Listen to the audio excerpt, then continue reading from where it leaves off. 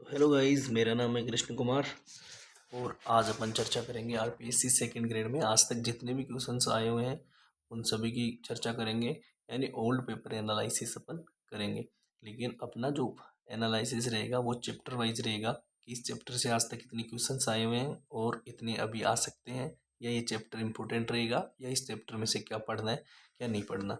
ये जितने भी टॉपिक अपन ये लेके चलेंगे। तो आइए शुरुआत करते हैं अपन इस वीडियो की। और जो भी भाई नए हैं वो चैनल को सब्सक्राइब जरूर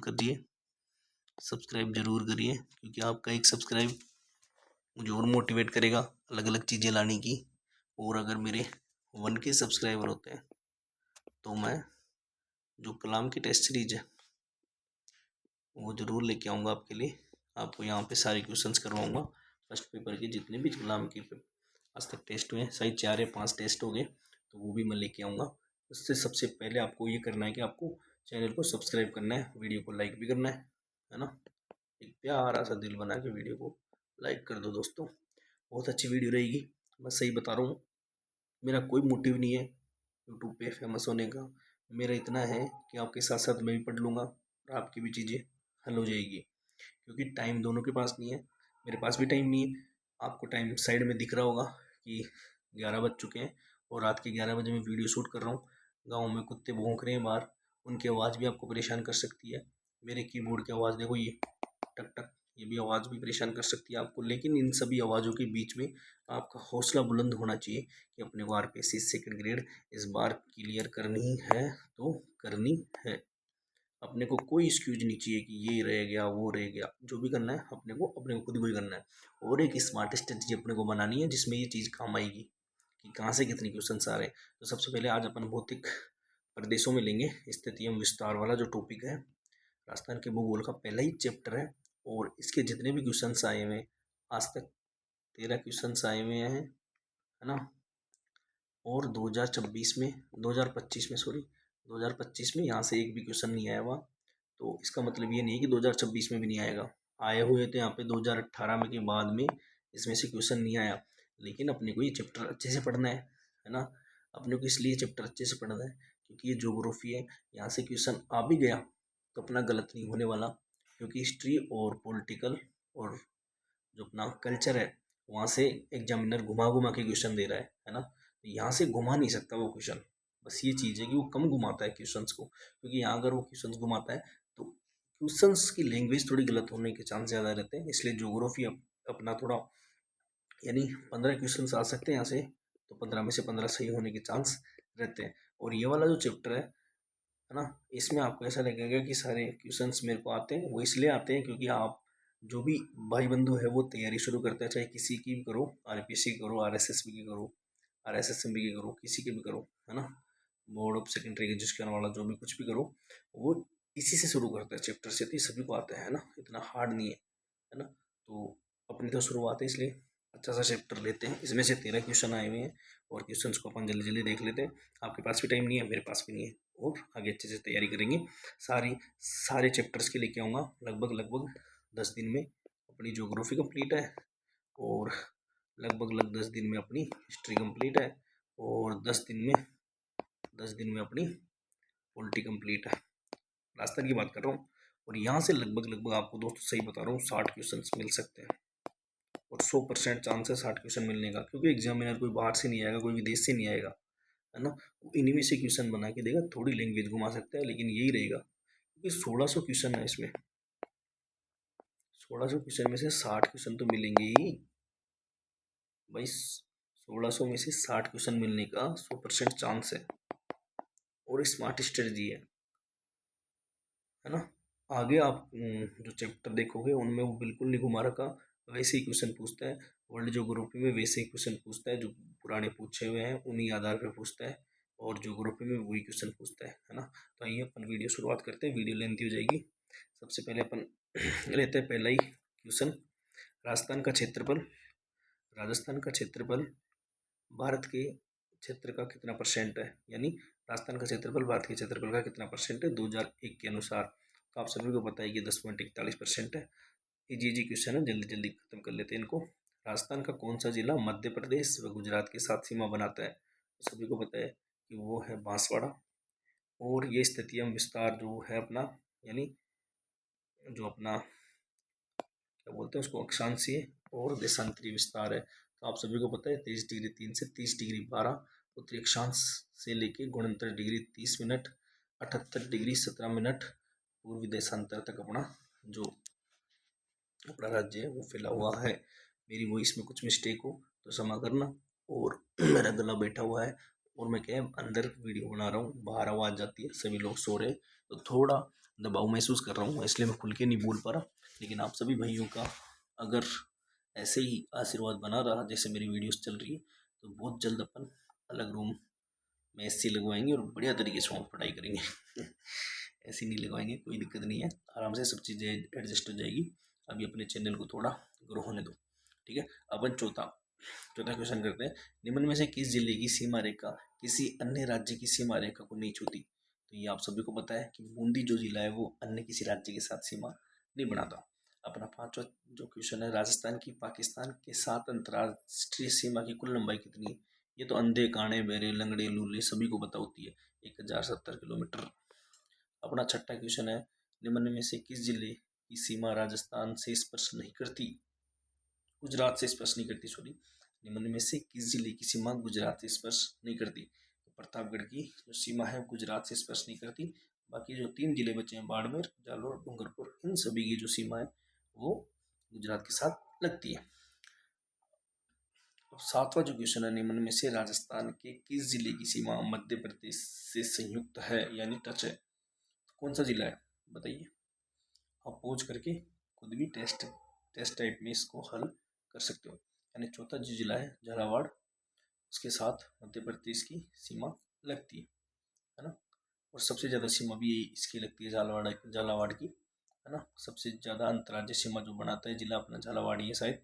आप एक बार और कंफर्म कर लेना, मेरे हिसाब से झालावाड़ ही है, क्योंकि मैं नहीं चाहता कि मेरे वजह से कोई चीज़ आपके गलत हो। और ये चीज़ होनी चाहिए दोस्तों। जैसे आप में से किसी के पास इंग्लिश होगी तो आपने देखा होगा कि जो जीएल में जो सर पढ़ाते हैं गुरु नानी, वो कम से कम मैटर देते हैं खुद का। यानी एक पेज में जिस चैप्टर के 16 17 पेज लोगों ने लिखवा रखे इंग्लिश में, उसका एक चैप्टर देगा वो बंदा और बोलेगा कि आप खुद से पढ़ो और यहाँ से पढ़ो, नेट से पढ़ो, चाहे से कुएं में से पढ़ो, चाहे बावड़ी में से पढ़ो, लेकिन आप पढ़ो। और बच्चे पढ़ते भी हैं और सबसे ज़्यादा सिलेक्शन भी वहीं से होते हैं। तो ये है कि आप दूसरों की चीज़ों पर विश्वास मत करो, खुद से चीज़ें करो, है ना। अगला क्वेश्चन लेते हैं, राजस्थान का क्षेत्रफल भारत के कुल क्षेत्रफल का कितना % है? ये आप सभी को पता है कि 10.41% जो क्षेत्रफल है राजस्थान का वो भारत के क्षेत्रफल में हिस्सेदारी है। राजस्थान का उत्तर से दक्षिण एवं पूर्व से पश्चिम विस्तार क्रमशः क्या है? तो आप सभी बताएंगे यहाँ से राजस्थान का उत्तर से दक्षिण और पूर्व से पश्चिम विस्तार क्या है क्या नहीं है। आप सभी बताओ, जल्द से जल्द बताओ, सोच सोच के बताओ, कैसे भी बताओ, लेकिन मेरे को तो बताओ। और सॉरी, आपको दिख गया नई दुल्हन का मुंह आपको दिख गया, इसके लिए एक्सट्रीमली सॉरी ससुर जी। ये देखो राजस्थान है। ओ, राजस्थान इस दिशा में थोड़ा ज़्यादा चौड़ा है और थोड़ी लंबाई उसकी कम है। तो कम वाला क्या है? लंबाई 834 और ये 800, नहीं नहीं सॉरी, एक्सट्रीमली सॉरी, गलत हो गया, क्वेश्चन गलत हो गया, क्वेश्चन गलत हो गया। वापस से करते हैं, एक बार और ट्राई कर सकते हैं अपन। राजस्थान चौड़ा है और लंबाई कम है इसकी, तो 869 और ये 826 ना। और ये ऐसे ही था, थोड़ा बोर नहीं हो पर थोड़ी क्लास सही चले, इसलिए थोड़ी हंसी मजाक जरूरी है। आप सभी को पता है, मेरे को बताने की जरूरत भी नहीं है कि उत्तर से दक्षिण 826 है, पूर्व से पश्चिम 869 है, राजस्थान चौड़ाई में ज़्यादा है और लंबाई में कम है। तो ये वाली चीज़ें आपकी सब सही हो गई, ठीक है। अपन 2-3 क्वेश्चन हो रहे हैं। राजस्थान का क्षेत्रफल निम्नलिखित में निम्नलिखित में निम्नलिखित यूरोपीय देशों में से किन के क्षेत्रफल के लगभग बराबर है? तो आप थोड़ा दिमाग लगाइए कि राजस्थान का जो क्षेत्रफल है वो किन देशों के लगभग लगभग बराबर है। और ये रहा आज का क्वेश्चन, सबसे बेस्ट क्वेश्चन। 4 में जो है ए और डी यानी नॉर्वे और पोलैंड का जो क्षेत्रफल है वो लगभग लगभग राजस्थान के क्षेत्रफल के बराबर है। राजस्थान का अक्षांशीय विस्तार, ये दोबारा क्वेश्चन आ गया, देख लो, इम्पोर्टेंट है ना। 2018 में भी आया, 2013 में भी आया, और ये क्वेश्चन घूम घूम के आते हैं। अब की बार भी क्या पता यहीं से आ जाए क्वेश्चन, आ सकता है कहीं से भी, कुछ भी हो सकता है। तो 23 डिग्री 3 मिनट से 30 डिग्री 12 मिनट उत्तरी अक्षांश, 2 वाला जो ऑप्शन अपना इसमें क्लियर हो जाएगा। ऑप्शन नंबर 2, ठीक है। निम्नलिखित में से राजस्थान के किन जिलों की सीमा रेखा गुजरात से मिलती है? बताओ कौन से जिले की सीमा गुजरात से मिलती है? 1 2 3 4, कौन सी मिलती है? 1 2 4 यानी सिरोही।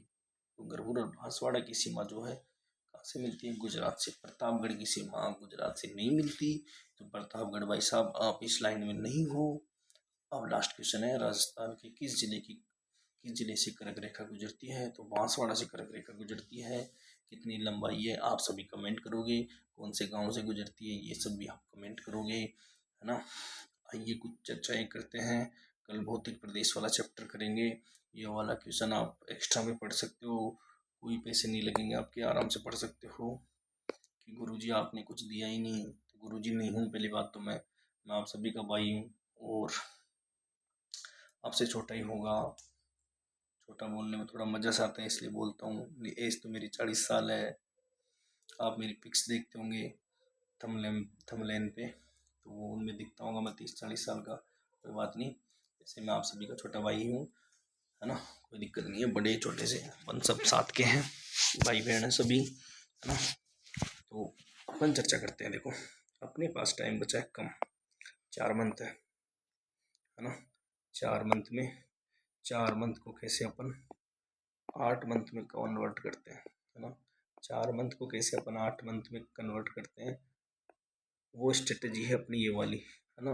दोस्तों मैं सही बता रहा हूँ, आप कोई भी बच्चा जो सक्सेस है उनको पूछ लेना, एसएससी वालों से पूछ लो, यूपीएससी वालों से पूछ लो, पुराने पेपर्स का कितना महत्व है आप सभी जानते हो। सभी बोलेंगे कि आपको पुराने पेपर्स पढ़ो, पुराने पेपर्स पढ़ो। वो इसलिए पढ़ते हैं क्योंकि देखो कोई बच्चा है, कोई कोई मान लो जैसे कोई गाइड है ना, गाइड वाली बुक्स है, उनमें इस चैप्टर के कम से कम 30-40 पेज दे रखे हो, मान लो 30-40 में से 13 क्वेश्चन आए हुए आज तक। इस बार पता नहीं आएगा या नहीं आएगा। कैसे क्वेश्चन आ रहे हैं? कोई हार्ड क्वेश्चन दिख रहा है आपको इसमें से?